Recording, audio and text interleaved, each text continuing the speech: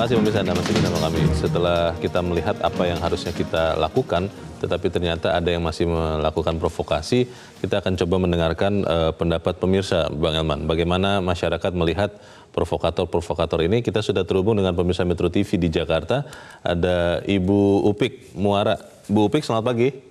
Selamat pagi Bang Leonard dan Pak Mas lagi. Selamat pagi Bu Upik, silakan Bu. Oke. Saya sebagai masyarakat, saya menilainya ini dengan adanya pembicaraan ini kan judulnya memadamkan provokasi. Yeah. Sebenarnya yang kita sih udah padam gitu ya. Yang berkobar siapa kan gitu jadinya ya. Oh. Saya melihat sosok orang yang bilang people power yang akan dikerahkan ini sebenarnya sosok orang yang saya harus hormati karena sudah sepuh dan sebagainya. Saya kira makin hari harusnya makin baik gitu ya. Kalau saya ingat siapa yang menjadi bapak, katanya bapak reformasi menurunkan yang orde baru. Sekarang menaikkan mantunya, judulnya maaf nih ya. Jadi saya lihat bukan ini cara primitif ya. Sedangkan rakyat sekarang sudah tahu aturan gitu, dan peradaban manusia makin maju Bapak, bukan makin ke belakang gitu. Ada undang-undang, ada turunannya, bahkan revisi, bahkan sebagainya. Nah sekarang kalau people power itu seperti orang yang di Maluku Utara gitu ya, mungkin yang belum kenal. Kita kan sudah tahu Bapak yang sudah sepuh ini harusnya jangan jadi sengkuni ya di negeri ini Pak ya, maaf Pak. Jangan jadi sengkuni ya. Saya hormatin Bapak sebenarnya. Saya hormat sama Bapak ini, tapi saya tunggu Bapak ini kapan jadi orang yang wise, orang yang bijaksana untuk negeri ini. Baik. Cara bicara. Baik, terima kasih Ibu Upik Muara di Jakarta. Selamat pagi Bu. Di belakang Ibu Upik ada Pak Edward di Curug Bengkulu. Pak Edward, selamat pagi. Selamat pagi Lea Saragi. Selamat pagi Bung Leo. Selamat pagi Pak Edward, silakan Pak. Kita jangan lagi pakai istilah pertarungan dua kubu gitulah. Kenapa tidak pakai kontestasi? Kalau kontestasi kan konotasinya indah, cantik. Kalau pertarungan kayaknya memang adu jotos, adu apa gitu loh. Itu yang pertama. Yang kedua, provokasi-provokasi yang sudah ada, yang tujuannya untuk mendelegitimasi proses pemilihan umum ini sangat kita sesalkan.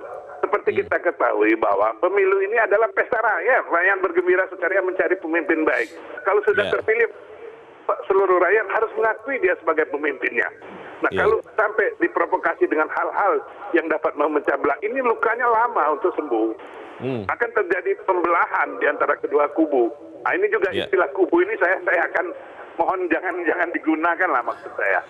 Jadi mereka yang ada di atas yang kita harapkan jadi negarawan, jadi teladan, cobalah berpikir baik untuk bangsa ini, bagaimana bangsa ini ke depan.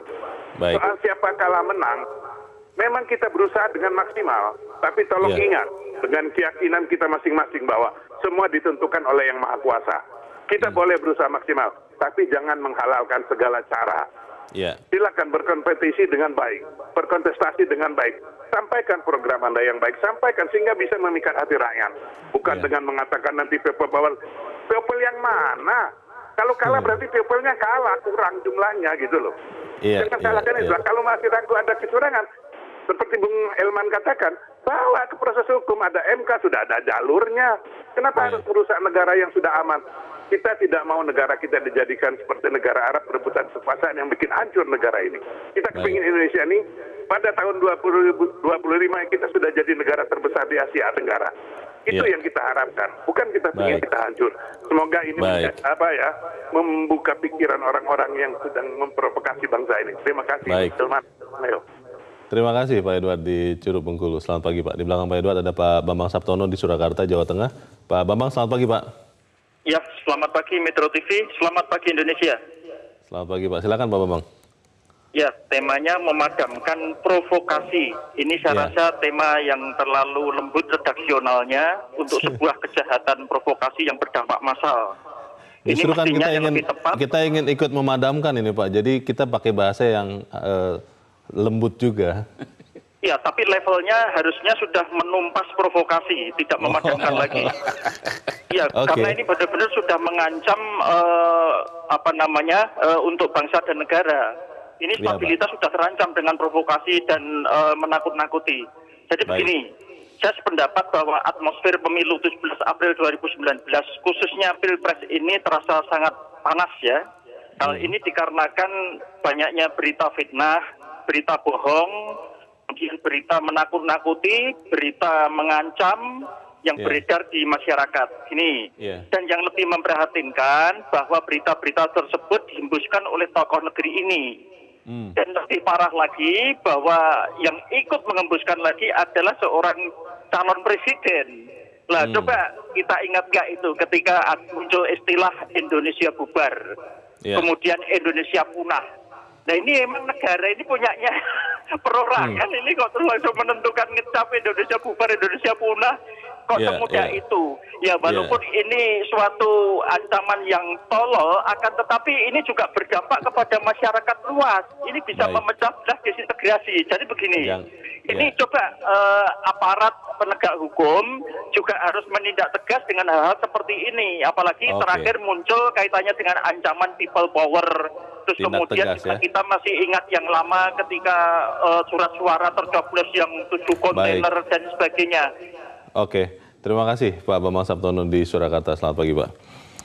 Terlalu lembut katanya judul kita. Dia bilang tumpas ya? Tumpas provokasi, tapi kita akan bahas selepas jeda. Bang Elman dan Musa tetap bersama kami, Editorial Media Indonesia segera kembali.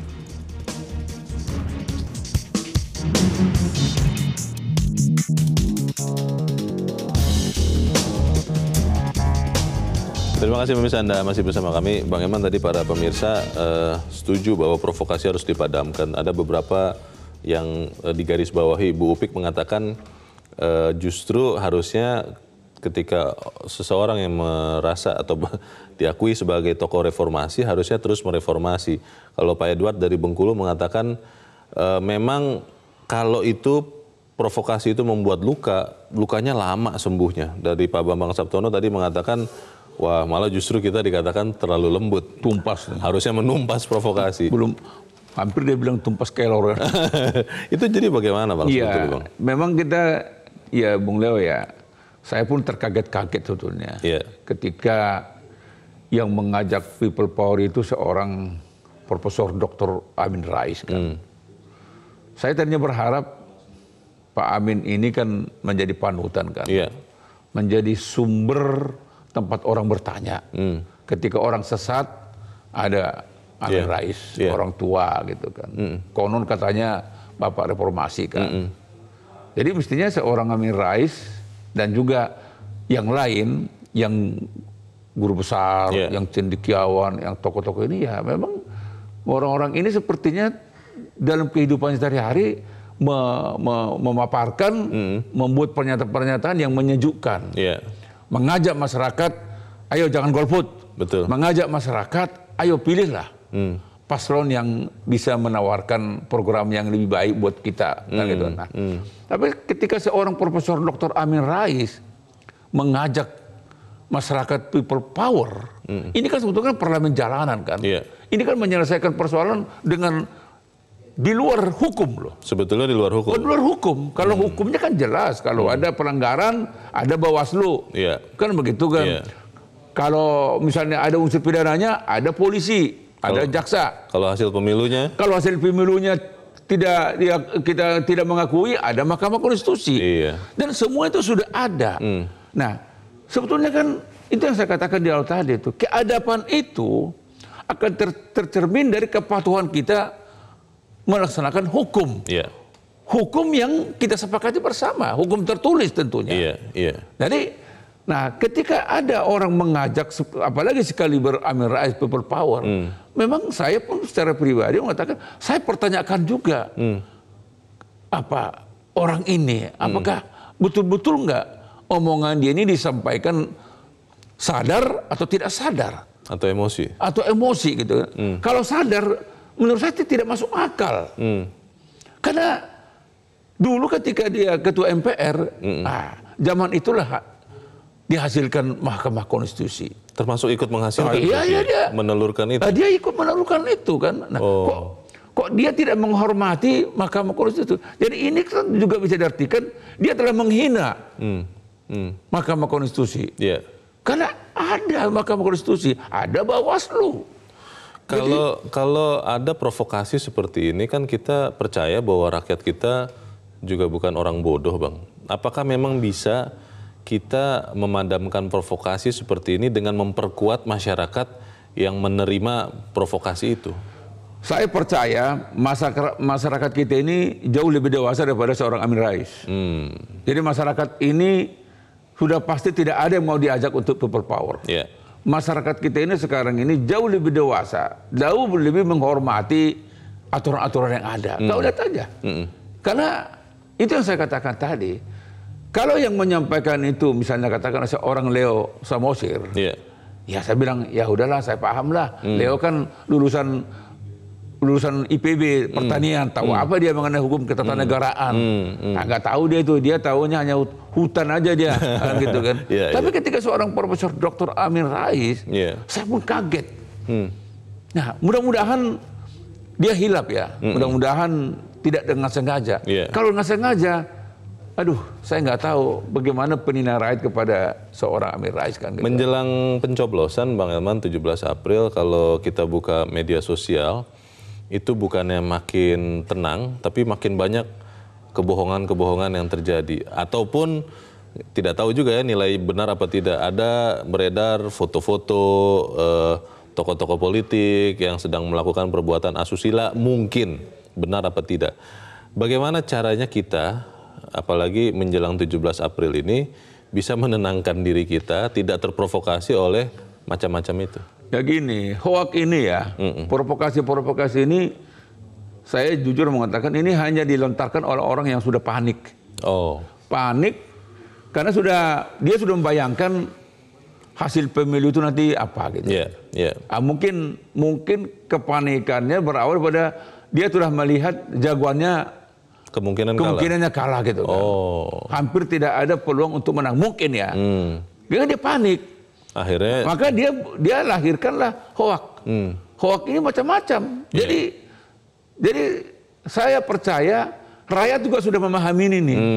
Jadi semakin banyak hoak ini diproduksi, masyarakat juga sudah paling masyarakat di begini.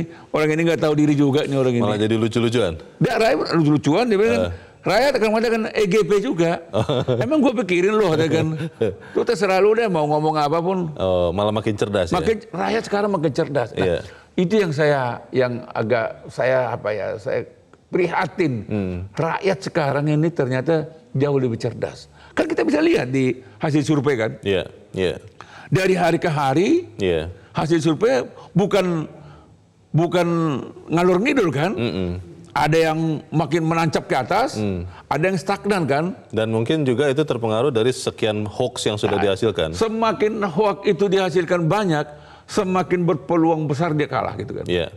Nah jadi makanya saya sih nggak yakin, saya yakin betul pilpres nanti ini, pileg nanti itu aman. Maka itu saya mengajak masyarakat, jangan takut datang ke TPS. Mari rame-rame datang ke TPS, gunakan hak pilihnya. Tidak akan ada ancaman apapun. Jangan takut kalau ada orang juga mengatakan, ayo kita pasang tenda, menginap di TPS. Jangan takut. Ada TNI, ada Polri, sudah siap untuk mengamankan TPS. Jangan takut. Datanglah tanggal 12 April. Gunakan hak pilih Anda. Pilihlah yang terbaik buat Republik. Jadi hoak itu nggak ada itu.